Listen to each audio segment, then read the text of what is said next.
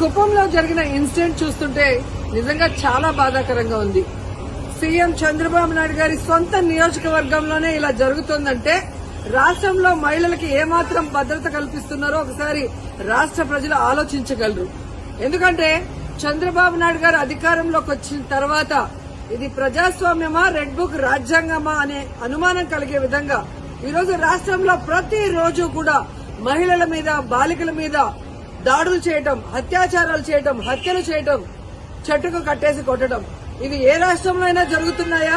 ఒక్క ఆంధ్రప్రదేశ్ లోనే జరుగుతుంది అంటే ఇక్కడ చంద్రబాబు నాయుడు గారు గాని, పవన్ కళ్యాణ్ గారు కానివ్వండి, అలాగే హోంమంత్రి అనిత గారు గాని ఎలా నిర్లక్ష్యంగా వ్యవహరిస్తున్నారు, ఎలా మహిళల రక్షణని గాలికి వదిలేశారో అందరికీ అర్థమవుతుంది. మాటలు మాత్రం ఇంత చెప్తారు. అధికారంలోకి వచ్చేప్పుడు ఏం చెప్పారండి? చంద్రబాబు నాయుడు అంటారు, ఎవరైనా ఆడపిల్లల జోలికి వస్తే అదే వాళ్ళకి చివరి రోజు అవుతుంది అన్నారు.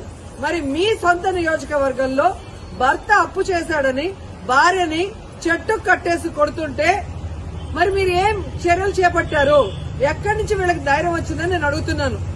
మీ పార్టీకి సంబంధించిన తెలుగుదేశం పార్టీ నాయకుడు ఒకడు ఈ అమ్మాయిని కట్టేసి కొట్టడం నిజం కాదా? మరి అతనికి ఎక్కడి నుంచి ధైర్యం వచ్చింది? కొడుకు ముందర, చిన్న బిడ్డ ముందర అమ్మని కట్టేసి కొట్టారు అంటే ఈరోజు పోలీసులు చూసినా భయం లేదు. అలాగే చంద్రబాబు నాయుడిని, హోంమంత్రిని చూసినా మీ పార్టీ వాళ్ళకి భయం లేకుండా పోయింది. ఎందుకంటే లోకేష్ గారు చెప్పినట్టు ఎవరు ఎంత హింస చేస్తే, ఎవరు ఎంత దాడులు చేస్తే మీ గుడ్ లుక్స్ లో ఉండొచ్చు అన్న ఆలోచనతో రాష్ట్ర వ్యాప్తంగా అరాచక పాలన, అరాచకం సృష్టిస్తూ ముందుకు వెళ్తున్నారు. ఈరోజు సిగ్గుచేటు ఒక మహిళ హోంమంత్రిగా ఉండి కూడా ఈ రాష్ట్రంలో మహిళలపైన జరిగే దాడుల్ని అరికట్టలేకపోతున్నారు అంటే ఆవిడ నిర్లక్ష్యానికి నిదర్శనం కాదా?